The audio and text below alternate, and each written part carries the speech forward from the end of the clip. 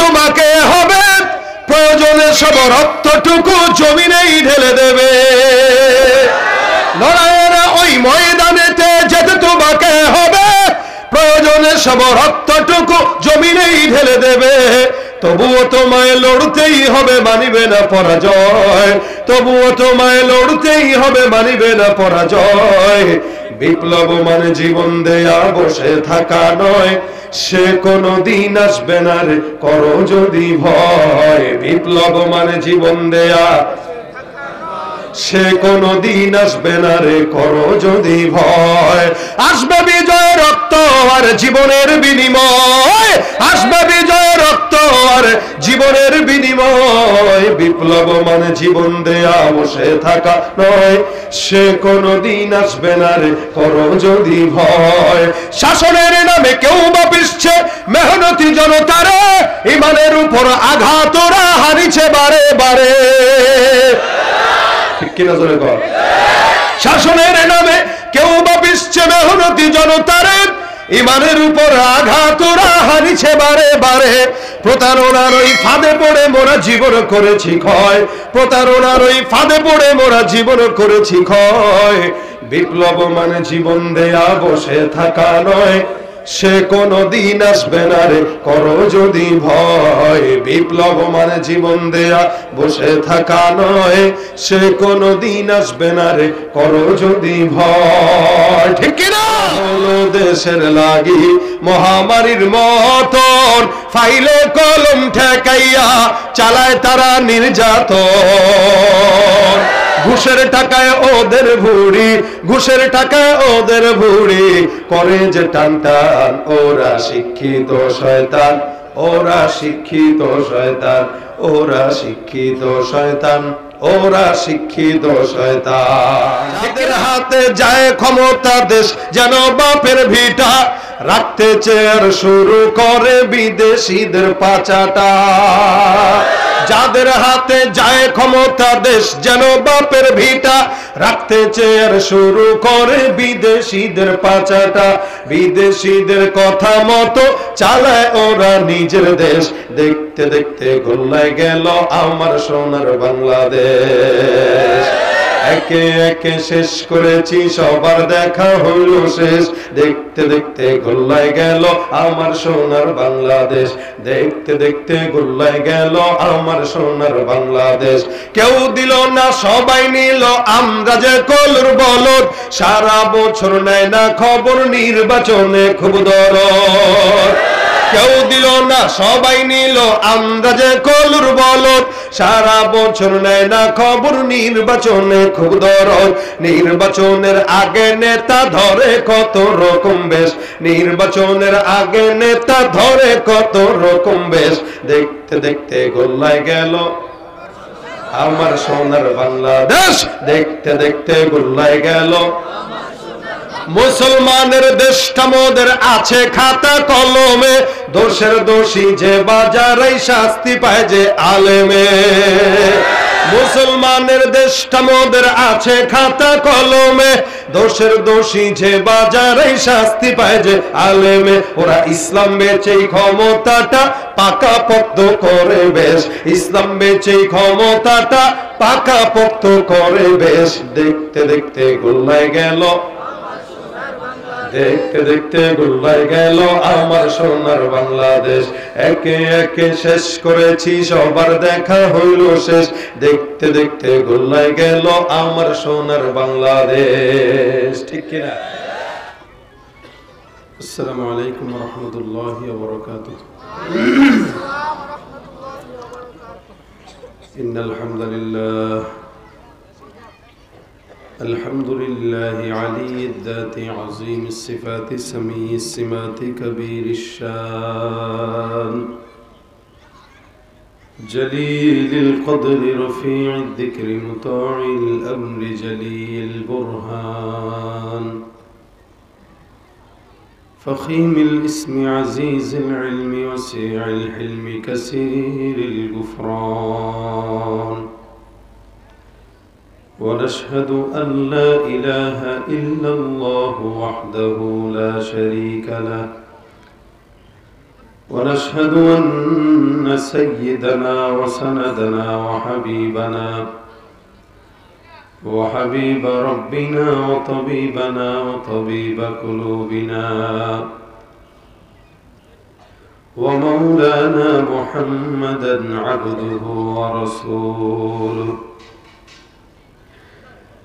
صلى الله عليه وعلى آله وأصحابه وبارك وسلم تسليما كثيرا الذي أرسله الله تعالى بالحق بشيرا ونذيرا وداعيا إلى الله بإذنه وسراجا منيرا أما بعد فأعوذ بالله من الشيطان الرجيم بسم الله الرحمن الرحيم الله لا إله إلا هو الحي القيوم لا تأخذه سنة ولا نوم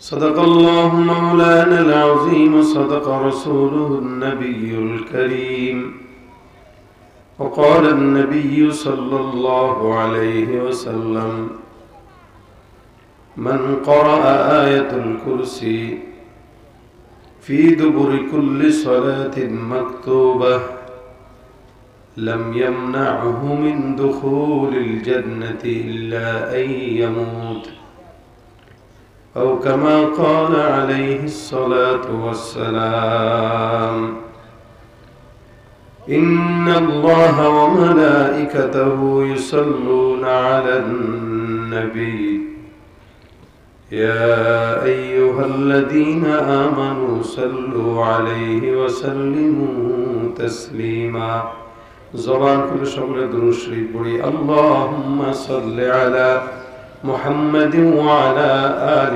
محمد كما صليت على إبراهيم وعلى آل إبراهيم إنك حميد مجيد اللهم بارك على محمد وعلى آل محمد كما باركت على إبراهيم وعلى آل إبراهيم إنك حميد مجيد الحمد لله ভরাডোবা মাদ্রাসাতুস সুফার উদ্যোগে আয়োজিত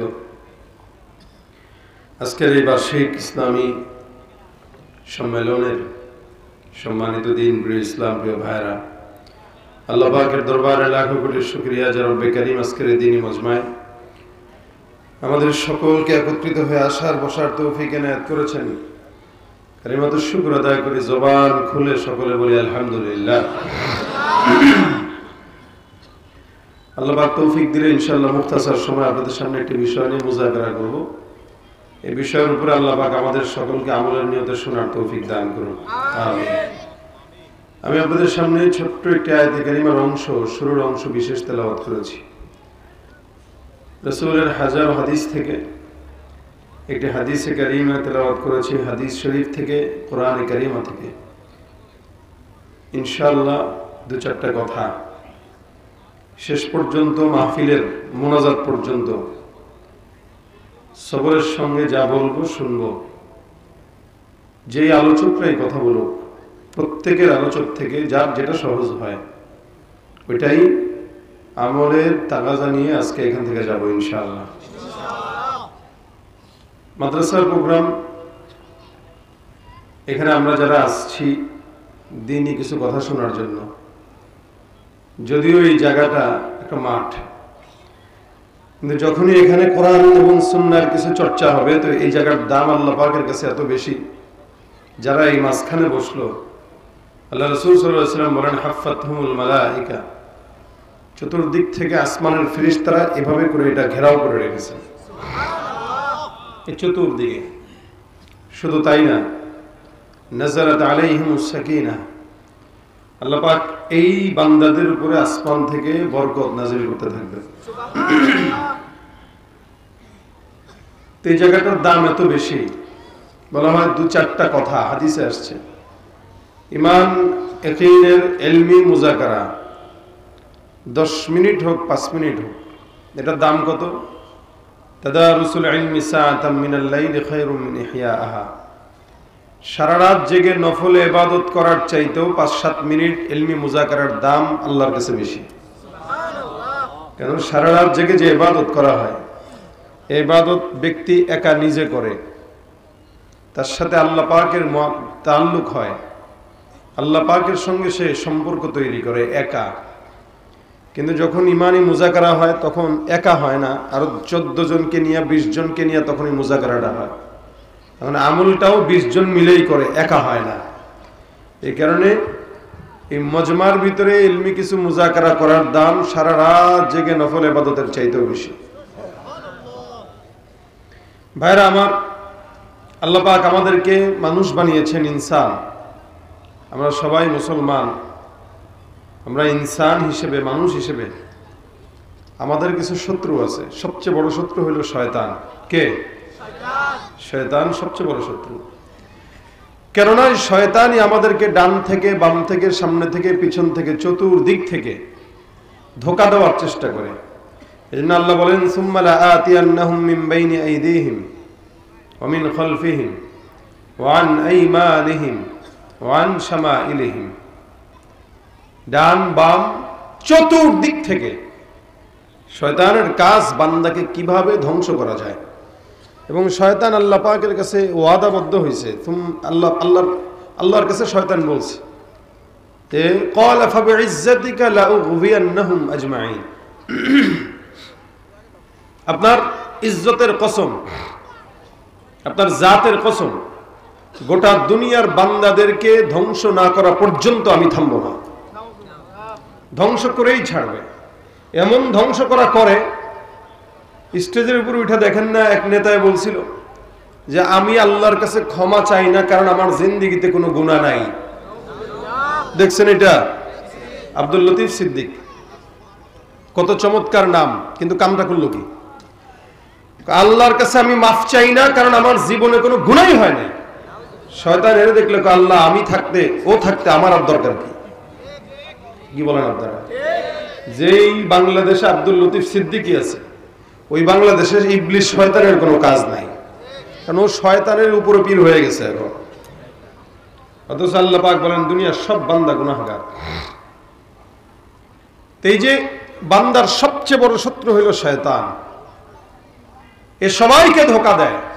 তবে নেককার যারা, ইল্লা ইবাদাকা মিনহুমুল মুখলাসিন, যারা মুখলিস, আল্লাহ পাকের খাস গোলাম, ওদেরকে শয়তান ধোঁকা দিতে পারে না, পারবে না। ধোঁকা দিতে যাবে, দেখবো ও আরো 24 বার জিকির করে বসে রয়েছে। এটা হলো নেককার বান্দার কাজ। এখন এই শয়তানের ওয়াসওয়াসা থেকে বাঁচার জন্য বান্দাকে আল্লাহ পাক আমলও শিখাই দিয়েছেন। আল্লাহ বান্দার পিছনে শত্রুও দিয়ে দিয়েছেন, আবার শত্রু থেকে বাঁচার পন্থাও দিয়ে দিয়েছেন। এই পন্থা কি? আমি যে আয়াতে কারিমা তেলাওয়াত করেছি, এই আয়াত আমরা সবাই জানি। আয়াতের নামও আমরা শুনেছি, আয়াতুল কুরসি।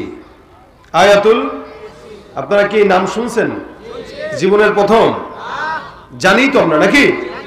আয়াতুল কুরসি ফজিলতপূর্ণ একটি আয়াত। অনেক মুহাদ্দিসিন মুফাসসিরিন ইকরাম বলেন এটা ইসমে আজম।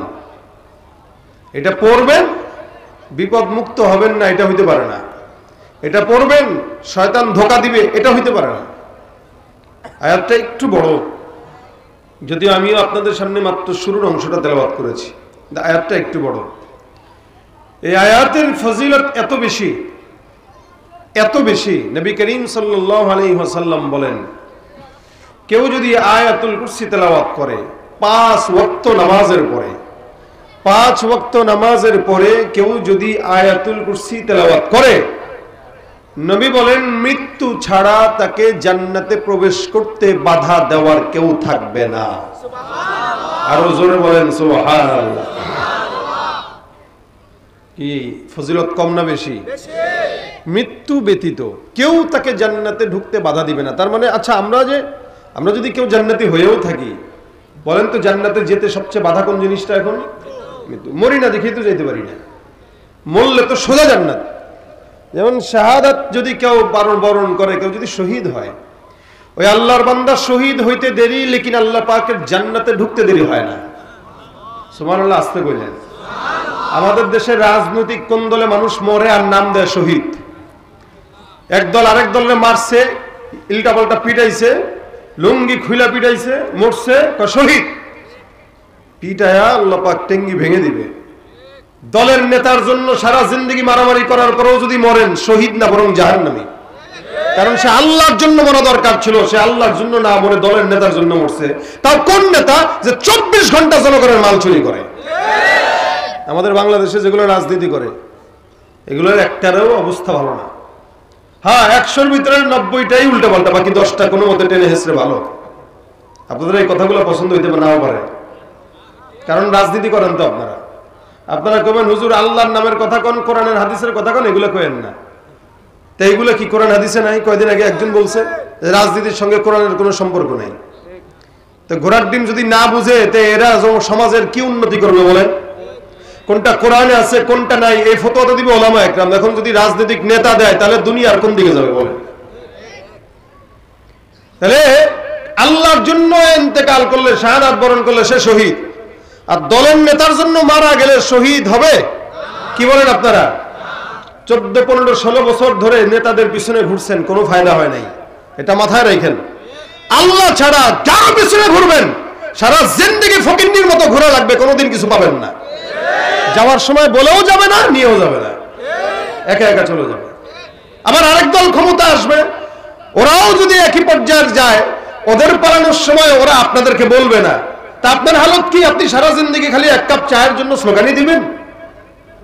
কথা বুঝে না এরা। আপনি কি করবেন? স্লোগানই দিবেন? এটা তো আপনার কাজ না। আপনাকে কি দেয়? সর্বোচ্চ 1 কাপ চা দেয়, সর্বোচ্চ 100 টাকার একটা সিরা নোট দেয়। এটা চলে না, রিক্সাওয়ালাও নেয় না। আপনি মনে করছেন আপনার স্লোগানের জন্য যে 100 টাকা দিচ্ছে, সে আপনাকে 100 টাকার সিরা নোট দিলেও আপনার থেকে যখন নিবে তখন 5000 টাকাই নিবে। এরা আমাদের টাকা চুরি করে বিদেশে পাচার করে বড়লোক হয়। আপনার আমার টাকা আমরা স্লোগান দিয়ে তাদেরকে চেয়ারে বসাই, আর তারা আমার মাথার উপরে কাঁঠাল ভেঙে কোষগুলো খেয়ে আমাকে কাঁঠালের বিচি দেয়। কথা ঠিক কিনা বলেন? সুতরাং এই দুনিয়াতে যতদিন হায়াত আছে, গোলামি যদি করা লাগে সেটা আল্লাহ পাকের গোলামি করব। দুনিয়ার মানুষ কোনো মানুষের গোলামি করে না। মানুষ গোলামি করবে কার? কথা বলেন না, কার গোলামি? এক সরকার গেল, ও করতো দিল্লির গোলামি, আরেক দল আসবে এরা করবে আমেরিকার গোলামি, আরেক দল আসবে তারা করবে লন্ডনের গোলামি। আর আমরা মুসলমান বলি আল্লাহু লা ইলাহা ইল্লাহু, আল্লাহ ছাড়া কেউ নেই। গোলামি যদি করা লাগে কার? জবান খুলে বলেন, কার গোলামি করব? লড়াইয়ের ওই ময়দানেতে যেতে তোমাকে হবে, প্রয়োজনে সব রক্তটুকু জমিনেই ঢেলে দেবে। লড়াইয়ের ওই ময়দানেতে যেতে তোমাকে হবে, প্রয়োজনে সব রক্তটুকু জমিনেই ঢেলে দেবে। তবুও তোমায় লড়তেই হবে, মানিবে না পরাজয়। তবুও তোমায় লড়তেই হবে, মানিবে না পরাজয়।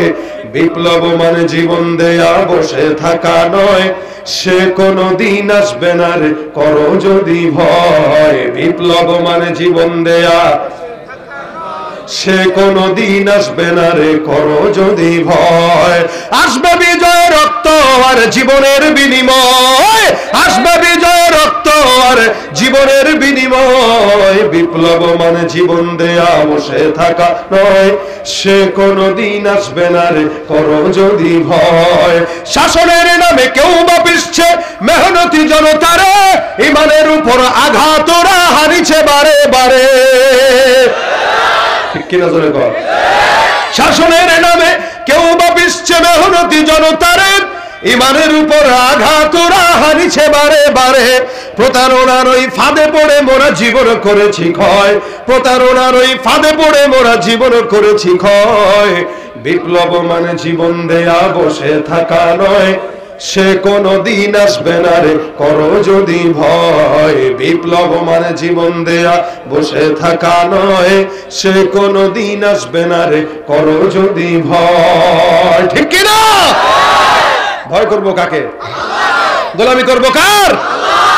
আমরা আল্লাহর বান্দা, আল্লাহর খাই, আল্লাহর পড়ি। দুনিয়ার কোন নেতার গোলামি করার আমাদের কোনো দরকার নেই। যাদের গোলামি করেছি দেখেছি তারা আমাদেরকে কিচ্ছু দেয় না, বিনিময়ে আমরা খাই ছোকলা, ওরা খায় কলা। আমরা পাই কাঁঠালের বিচি, তারা পায় কোষ। ওরা মারামারি, ওরা দ্বন্দ্ব করে, মাঝখানে মরে আমার ভাইরা। সুতরাং গোলামি যতদিন আছে রক্ত শরীরে, আল্লাহ পাকের ছাড়া কারো গোলামি করার প্রশ্নই। আল্লাহ আমাদেরকে এই গোলামিটা করার তৌফিক দান করুন। আল্লাহ পাক এই জায়গায় আগে আল্লাহর পরিচয় তুলে ধরেছেন, আল্লাহু লা ইলাহা ইল্লাহু, তিনি আল্লাহ, যার কোনো শরীক নেই, একক। এই কথার স্বীকারোক্তি আমরা দেই, জোরে বলেন দেই তো? দেখেন আল্লাহ যে এক, এটা আমরা স্বীকার করি। আল্লাহু লা ইলাহা ইল্লাহু, লা ইলাহা ইল্লাল্লাহ স্বীকার করি। এরপরেও অনেক সময় ওই যে শুধুমাত্র দলের কারণে আমাদের নিজের অজান্তেই স্বীকারোক্তিটা আমাদের দিল থেকে বের হয়ে যায়। এখন আপনার মালিক যিনি, রব যিনি, উনার শক্তি কতটুকু? আল্লাহ বলেন হাইয়ুল কাইয়ুম, চিরঞ্জীব, চিরশক্তিশালী। তার সমকক্ষ আর কেউ আছে? থাকবে? আসবে? কত বড় শক্তিশালী মালিক! এই আয়াতের ফজিলত এতটুকু, আয়াতুল কুরসির ফজিলত এতটুকু। নবী বলেন এটা 5 ওয়াক্ত নামাজের পরে পড়বা, তাহলে আল্লাহ পাক রব্বুল আলামিন তোমাকে মরার সাথে সাথে বিনা হিসাবে জান্নাত দান করবে। না, আমলটা তো করা দরকার, ফজিলত এটা। এই জন্য শুরুতেই আল্লাহ পাক রব্বুল আলামিন তার পরিচয় তুলে ধরলেন। আয়াতের ভিতরে আল্লাহ পাক রব্বুল আলামিন বান্দাকে আল্লাহর পরিচয় তুলে ধরেছেন। গোটা আয়াতের শব্দ ব্যাখ্যা বা অর্থ করার সময় নেই, শুধু ফজিলতটা বলি। নবী করিম সাল্লাল্লাহু আলাইহি ওয়াসাল্লাম বলেন, কেউ যদি আয়াতুল কুরসি 5 ওয়াক্ত নামাজের পরে মান করা আয়াতুল কুরসি ফি দুবুরি কুল্লি সালাতিন মাকতুবা, ফরজ নামাজ 5 ওয়াক্ত নামাজের পরে কেউ যদি পড়ে, লাম ইয়ামনাহু মিন দুখুলিল জান্নাতি ইল্লা আইয়ামুত, আল্লাহর নবী বলেন বিনা হিসাবে জান্নাতি। কারণ 5 ওয়াক্ত নামাজের পরে পড়বে, মৃত্যু ব্যতীত কেউ তাকে জান্নাতে যেতে বাধা দিবে না। ভাইরা আমার, রাসূল করিম সাল্লাল্লাহু আলাইহি সাল্লামের ঘটনা বর্ণনা আবু হুরায়রা রাদিয়াল্লাহু তাআলা আনহু থেকে বর্ণিত। উনি ডাক দিয়া বলেন, আল্লাহর নবী একদিন আমাকে সাদকাতুল ফিতরের যাকাতের কিছু সম্পদ পাহারা দেওয়ার জন্য দায়িত্ব দিলেন। আমাকে বললেন, আবু হুরায়রা এই সম্পদগুলোর দায়িত্ব তুমি গ্রহণ করো, খবরদার আমানতের যেন কোনো প্রকার ত্রুটি না হয়। আবু হুরায়রা বলে, আমাকে আল্লাহর নবী দায়িত্ব দিয়ে দেয়, আমি সমস্ত সম্পদগুলো নিয়ে আমি সুন্দর করে আমার আমানতের মধ্যে সুন্দর করে সেফলি এগুলো রেখে দিলাম। রাত্রিবেলা আমি পাহারা দেওয়ার জন্য ঘুমাই না, কারণ যে কোনো সময় ঘরের মধ্যে চোর ঢুকে আমার হয়তো সবকিছু চুরি করে নিয়ে যেতে পারে। আবু হুরায়রা বর্ণনা করেন, আমি রাত্রিবেলা নামাজের মধ্যে দাঁড়াইলাম, এমন সময় একদিন হঠাৎ করে তাকায় দেখি একটা চোর আমার ঘরের মধ্যে ঢুকলো। এই চোরটা ঘরের ভিতরে ঢুকে সাদকাতুল ফিতরের কিছু মাল তার পকেটে ঢুকায়। আমি তার হাতটা ধরে ফেললাম, আমি তাকে দেখলাম, হাতটাও ধরলাম, আর তাকে জিজ্ঞাসা করলাম, কেন তুমি আমার ঘরে ঢুকলা চুরি করার জন্য? খবরদার, এই মালগুলো জনগণের মাল, এগুলো গরিবের মাল, এগুলো গরিবের হক, গরিবের হকের মধ্যে নজর দিবা না, এগুলা আমানতের মাল। আমানতের মাল সুন্দর করে মানুষকে বুঝায় দেওয়ার দায়িত্বটা বড় আমানত। আমার নবী বলেন, যেই ব্যক্তি ইমানদার নিজেকে দাবি করে সে যেন আমানতদারিতা বজায় রাখে। আমাদের দেশে অধিকাংশ মুসলমান আমানতদারিতা রাখতে পারে না, আর আমানতের খেয়ানত করা হলো মুনাফিকের আলামত। মুনাফিকরা আমানত দিলে আমানতের খেয়ানত করে। আবু হুরায়রা বলেন, আমি চোরটাকে ধরলাম, চোরকে ধরার পর চোরটা আমারে ডাক দেওয়া কয়, আল্লাহর কসম আমি চোর না। চোর যদি না হও তাহলে এই ঘরের ভিতরে কেন সাদকাতুল ফিতরের মাল গ্রহণ করার জন্য ঢুকলা? চোর আমাকে ডাক দেওয়া কয়, হুজুর আমার ঘরের ভিতরে বিবি খাবার পায় না, অনেক দিন হয়ে গেল অভাবের কারণে আছি, সন্তান না খেয়ে আছে, ঘরের ভিতরে আগুন জ্বলে না, যার কারণে অভাবের তাড়নায় আমি আপনার কাছে আসলাম কিছু মাল যেন এখান থেকে নিতে পারি। আমি চোর না, যদি চোর হইতাম তাহলে ধরা খাইতাম না। আল্লাহর রাস্তায় আল্লাহর জন্য আমাকে আপনি ক্ষমা করে দেন, আর জিন্দেগিতে কখনো চুরি করব না। আবু হুরায়রা কয় আমার দিলের মধ্যে দয়া লাগলো, যদিও আল্লাহর বান্দাটা মানুষের আমানতের মাল চুরি করার জন্য আসছে, আমার তার হালতের কথা শোনার পর, বর্ণনা শোনার পর আমার দিলের মধ্যে মায়া লেগে গেল। আমি আল্লাহর বান্দার চোরটাকে সুন্দর করে ছেড়ে দিয়ে বললাম যাও, আর আসবা না। এই চোরকে যখন আমি বিদায় দিয়ে দিলাম ফজরের নামাজের সময়, মসজিদে নববীর ভিতরে আমি যখন যাইলাম নামাজ পড়ার জন্য, আমার পয়গম্বর ডাক দিয়া কয় আবু হুরায়রা কি ব্যাপার, গত রাত্রে তোমার ঘরে চোর ঢুকেছিল, চোরটা কি বেঁধে আসছো নাকি ছেড়ে দিয়ে আসছো? সুবহানাল্লাহ। আচ্ছা বলেন তো, রাত্রে যখন চোর আবু হুরায়রার ঘরের মধ্যে ঢুকলো তখন আমার পয়গম্বর কি দেখছেনি? আল্লাহ নবী তো ছিলেন না, ঘরের ভিতরে আবু হুরায়রা একা, আর চোরটাও ছিল একা। আল্লাহ নবী ডাক দিয়া আবু হুরায়রা ওই চোরটা কোথায়, চোরকে ছেড়ে দিয়েছো কিনা? তার মানে বোঝা গেল আমার পয়গম্বরকে জানাইছেন কে? আল্লাহ নবী ডাক দিয়া আবু হুরায়রা চোর কোথায়? আবু হুরায়রা কয় ইয়া রাসূলুল্লাহ, চোরটা আসলে চোর ছিল না, পরিবারের অভাবের কারণে আমার ঘরের ভিতরে আসছে, নবী আমি তাকে ছেড়ে দিলাম, দয়া লেগে গেল। আমার নবী ডাক দিয়া আবু হুরায়রা মনে রাখবা, যে চোরটা তোমার ঘরের মধ্যে আসছে, চুরি না করে চলে গেছে, এটা আবারও আজকে রাতে তোমার ঘরে চুরি করার জন্য আসবে। আবু হুরায়রা কয় ইয়া রাসূলুল্লাহ, আপনি বলছেন চোর আসবে, তার মানে এই কথার মধ্যে 1 ইঞ্চি পরিমাণ নড়চড় হওয়ার কথা নয়। আমার নবী বলে দিয়েছেন চোর আসবে মানে আসবেই। আবু হুরায়রা কয় ইয়া রাসূলুল্লাহ, আজকে যদি চোর আসে তাহলে আমি চোরকে অবশ্যই ধরবো, বেঁধে রাখবো, আপনার কাছে নিয়ে আসবো। নবী করিম সাল্লাল্লাহু আলাইহি সাল্লাম বলে দিলেন। আবু হুরায়রা সুন্দর করে ঘরের মধ্যে গেলেন। সারাদিন কার্যক্রম শেষ করার পর রাত্রিবেলা যখন আবু হুরায়রা রাদিয়াল্লাহু তাআলা ঘুমাইতে যাবেন, এমন সময় কিছুক্ষণ পর তাকায় দেখে ঘরের মধ্যে গতকালের চোরটা আজকেও আবার ঢুকলো।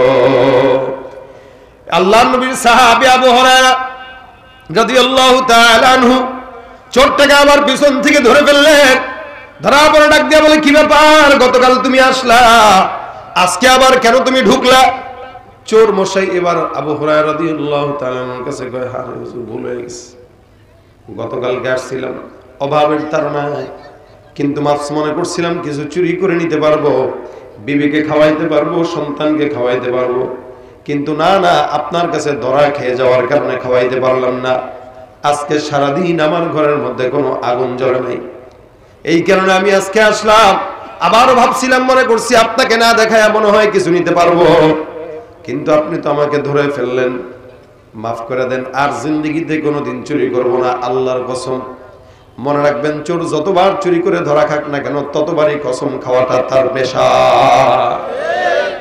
হাজারো বারো যদি ধরেন, আল্লাহর কসম, আমার নাকের কসম, কানের কসম, চোখের কসম, মায়ের দুধের কসম, দুনিয়ার সব কসম এক লগে করে লাইছে। এরপর আবার চুরি করে কিনা বলেন তো? ছোট ছোট চুরি, এখান থেকে এখানে, এখান থেকে এখানে, এখান থেকে এখানে, সারা বছর যদি ধরা খায় আর মায়ের খায়, বিলাইয়ের হাড্ডির মতো হাড্ডি শক্ত হয়ে গেছে, মায়ের খাইতে খাইতে খাইতে খাইতে বেহুশ হয়ে যায়, পুরো চুরি ছাড়ে না। এ মুসলমানি সমাজ এরকম ছেঁচড়া চোর আছে না নাই? কিন্তু মুশকিল হইল কি জানেন, সমাজের ছোট ছোট চোর যখন ধরা খায়, আমরা পিটাইতে পিটাইতে রক্ত বের করে দেই, আর বড় বড় চোর যারা আমাদের দেশের টাকা চুরি করে পারে, পাচার করে, তাদেরকে যতবার দেখে ততবার বড় বড় সালাম দেয়, ঠিক কিনা? ওরা হলো দেশের লাগি মহামারীর মতন, ফাইলে কলম ঠেকাইয়া চালায় তারা নির্যাতন। ঘুষের টাকায় ওদের ভুড়ি, ঘুষের টাকায় ওদের ভুড়ি, করে যে টান টান, ওরা শিক্ষিত শয়তান, ওরা শিক্ষিত শয়তান, ওরা শিক্ষিত শয়তান, ওরা শিক্ষিত শয়তান, ঠিক কিনা? বাইরে আমার এমন চোর সমাজের ভিতরে আছে যারা লক্ষ কোটি কোটি টাকা চুরি করে, এরপরও তাদেরকে আমরা সালাম দেই। এই বাংলাদেশে ইসলামী আইন যদি থাকতো প্রত্যেকটা চোরকে হাত কাটা হতো, প্রত্যেকটা চোরের হাত কাটা হয়ে যেত। কিন্তু ইসলামী আইন নাই বলে চোররা সমাজে সালাম পায়। আর নয়তো মানুষ দেখলেই বুঝতো কিন্তু হাত নাই তার মানে এটা চোর, ঠিক না? বিদেশে যাওয়ার সময় হাত ছাড়া যাইতো, পরে লন্ডন আর দিল্লিতে যায় ভিক্ষা করতো, হাত নাই তো কি করে খাবে? ইসলামের বিধান বাংলাদেশে যতদিন না আসবে শান্তি আশা করা যায় না। কথা কোন ঠিক কিনা? দাঁড়ায় যারা আছেন এরা বসে না কেন? দাঁড়ায় দাঁড়ায় দেখে কেন? জায়গা আছে তো বসেন। এই ভিতরে ঢুকে বসো, হয়তো বসবে না তো যাবে, বসো। ভাইরা আমার, ইসলামী আইন দরকার আছে কিনা? আছে কিনা? আগামীর বাংলাদেশে ইসলামী আইন যেন আসে ওই ফিকির করা দরকার আছে কিনা বলেন? এজন্য আর দেখার দরকার নাই, আমাদের দেখা শেষ হয়ে গেছে। আমরা অনেক দেখেছি, বাংলাদেশের জনগণ সেই ৭১ থেকে দেখছে, ৪৭ থেকে দেখছে, যারা আসে যারা যায় একই পাখির দুই ডানা, এরা কেউ শান্তি দিতে পারবে না আল্লাহর কোরআন ছাড়া, ঠিক কিনা ধরে কর। যাদের হাতে যায় ক্ষমতা দেশ যেন বাপের ভিটা, রাখতে চেয়ার শুরু করে বিদেশিদের পাচাটা। যাদের হাতে যায় ক্ষমতা দেশ যেন বাপের ভিটা, রাখতে চেয়ার শুরু করে বিদেশিদের পাচাটা। বিদেশিদের কথা মতো চালায় ওরা নিজের দেশ, দেখতে দেখতে গোল্লায় গেল আমার সোনার বাংলাদেশ। একে একে শেষ করেছি সবার দেখা হইল শেষ, দেখতে দেখতে গোল্লায় গেল আমার সোনার বাংলাদেশ, দেখতে দেখতে গোল্লায় গেল আমার সোনার বাংলাদেশ। কেউ দিল না সবাই নিল, আমরা যে কলুর বলদ, সারা বছর নেয় না খবর, নির্বাচনে খুব দরদ। কেউ দিল না সবাই নিল, আমরা যে কলুর বলদ, সারা বছর নেয় না খবর, নির্বাচনে খুব দরদ। নির্বাচনের আগে নেতা ধরে কত রকম বেশ, নির্বাচনের আগে নেতা ধরে কত রকম বেশ, দেখতে দেখতে গোল্লায় গেল আমার সোনার বাংলাদেশ, দেখতে দেখতে গোল্লায় গেল। মুসলমানের দেশটা মোদের আছে খাতা কলমে, দোষের দোষী যে বাজারে শাস্তি পায় যে আলেমে। মুসলমানের দেশটা মোদের আছে খাতা কলমে, দোষের দোষী যে বাজারে শাস্তি পায় যে আলেমে। ওরা ইসলাম বেচেই ক্ষমতাটা পাকা পক্ত করে বেশ, ইসলাম বেচেই ক্ষমতাটা পাকা পক্ত করে বেশ, দেখতে দেখতে গোল্লায় গেল, দেখতে দেখতে গোল্লায় গেল আমার সোনার বাংলাদেশ। একে একে শেষ করেছি সবার দেখা হইল শেষ, দেখতে দেখতে গোল্লায় গেল আমার সোনার বাংলাদেশ, ঠিক কিনা? চোরদেরকে আর দেখতে চাই চুরি করি নাই। দেখবেন আবার যখন ভোটের জন্য দাঁড়াবে কেউ, ভাই আমরা কিন্তু জনগণের সেবা করব, উপরে বলবে সেবা, ভিতরে করবো চুরি। কথা বোঝেন নাই? এই জন্য এদেরকে সুযোগ দিতে নাই, ধরা প্রথম খাইলে বিচার করা দরকার। প্রথমবার যদি বিচার হয়, দ্বিতীয়বার কোন চোর সুযোগ পাবে না। কইব কি রে, আমার পাশেরটা চুরি করে হাত হারাইছে, আমার হাত হারানোর দরকার নেই, রিক্সা চালায় খাইতে পারতাম না পরে। অন্তত রিক্সা চালায় খাওয়ার তো সুযোগ থাকা দরকার, না হাতই নেই তো রিক্সা চালাবে কেন? এই জন্য ইসলামী আইন এই বাংলাদেশে এখন এই মুহূর্তে প্রয়োজন। ভাইরা আমার, চোরটা ধরা খেয়ে গেল, আবু হুরায়রাকে বলে আমার ভুল হয়ে গেছে, আমি আর জিন্দেগিতে কোনোদিন চুরি করার জন্য আসবো না, মাফ করে দেন এবারের মতো। বারবার বারবার কান্নাকাটি করে, সন্তান খায় না, বিবি খাইতে পারে না, আমি নিজেও অনেক দিন না খাওয়া, দেখেন না কি দুর্বল। আবু হুরায়রাকে আমার দিলের মধ্যে দয়া, সাহাবা একরামদের দিলের মধ্যে অনেক দয়া ছিল, যার কারণে আল্লাহর নবীর সাহাবী আবু হুরায়রা তাকে ছেড়ে দিয়ে দিলেন। ফজরের নামাজের সময় মসজিদে নববীতে যায়, যাওয়ার পর ডাক দিয়া রাসূল বলে, আবু হুরায়রা কোথায়, গতকালের চোর কোথায়? আবু হুরায়রা কয়, রাসূল যদিও আপনি বলতেছেন চোর, কিন্তু তার নাকি চুরি করার স্বভাব নাই, সন্তান খায় না, বিবি খায় না, মায়া লেগে গেছে, এই কারণে ছেড়ে দিলাম। নবী করিম সাল্লাল্লাহু আলাইহি ওয়াসাল্লাম কয়, মনে রাখবা এই চোরটা আজকে রাতেও তোমার ঘরে আবার ঢুকবে। আবু হুরায়রা কয়, হুজুর কোন কি?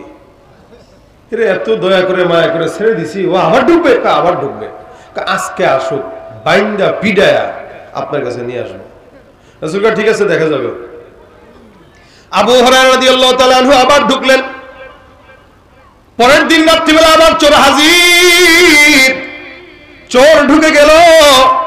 আবু হুরায়রা রাদিয়াল্লাহু তাআলা আনহু আগের থেকে প্রস্তুত ছিল, সাথে সাথে ধরে ফেললেন, রশি দিয়া বাঁধলেন, আজকে ধরে রাসূলের কাছে নিয়ে যাবো। চোরও জানে নবীর কাছে গেলে বিপদ, এই কারণে হাত পা সুন্দর করে বেঁধে চোরকে বসায় রাখছে। মনে করেন চোর এবার দূর থেকে ডাক দেয়া কয়, আবু হুরায়রা, বাচ্চাটা না খায় থাকবে, আমরা যদি ছেড়ে না দেয়।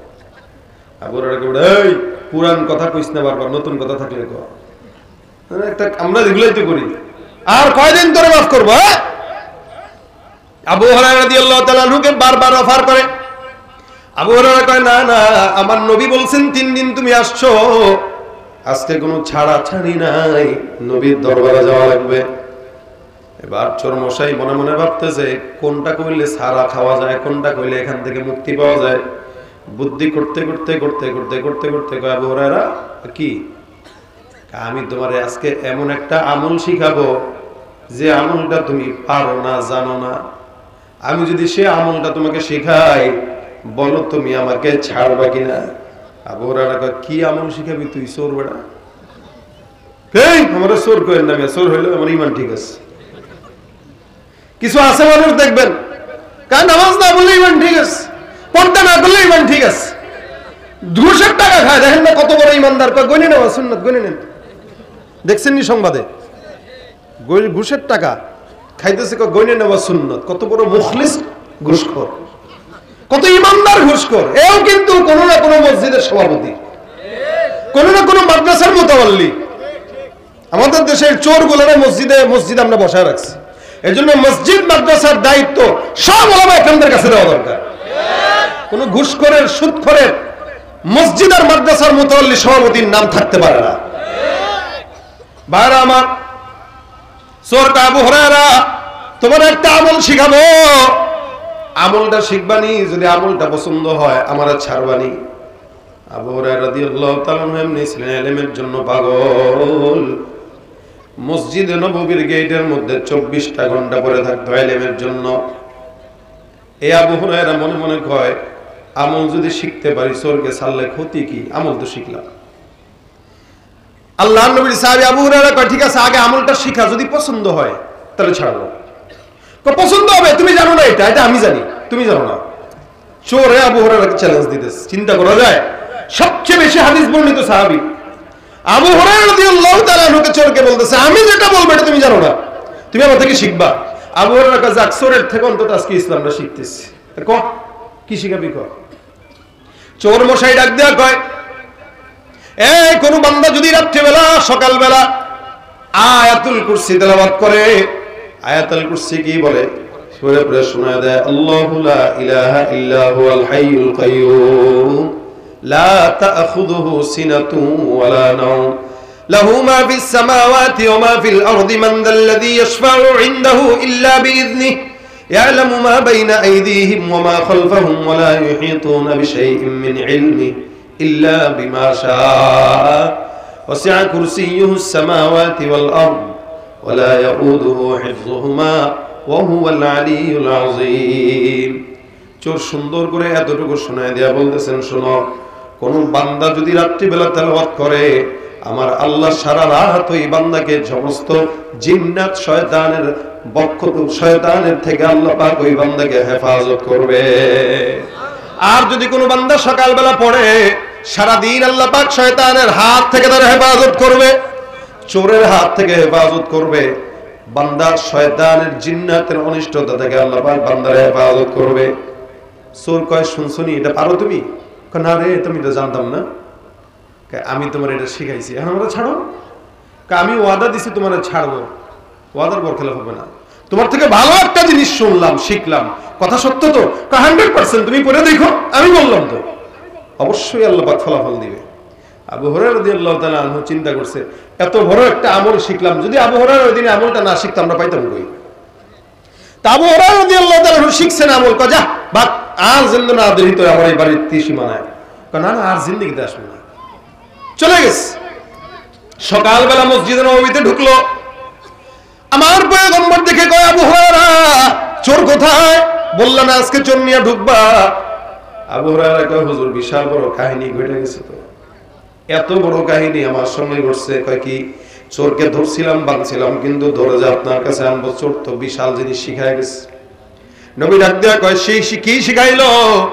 আবু হুরায়রা কয়, ইয়া রাসূলুল্লাহ, সে আমাকে বলছে কেউ যদি আয়াতুল কুরসি এই শুরু থেকে শেষ পর্যন্ত রাত্রেবেলা ঘুমানোর আগে পড়ে, সকালবেলা পড়ে, আল্লাহ সারাদিন ওই বান্দাকে ফেরেশতার মাধ্যমে জিন্নাতের ওয়াসওয়াসা থেকে হেফাজত করবে। রাসূল বলেন, হ্যাঁ। আল্লাহ নবী সাল্লাল্লাহু আলাইহি সাল্লাম বলেন, মাশাআল্লাহ, ও তো সত্য বলছে। যে ও সত্য বলেছে কি? কদ সাদাকাকা, অবশ্যই তোমাকে যে বলেছে সে সত্য বলেছে। লেকিন ও হুয়া কাযুব, ও মিথ্যাবাদী। ও কি? মিথ্যাবাদী। মিথ্যাবাদী লোক ধরা খেয়ে সিপায় পড়ে তোমার সত্য বলছে।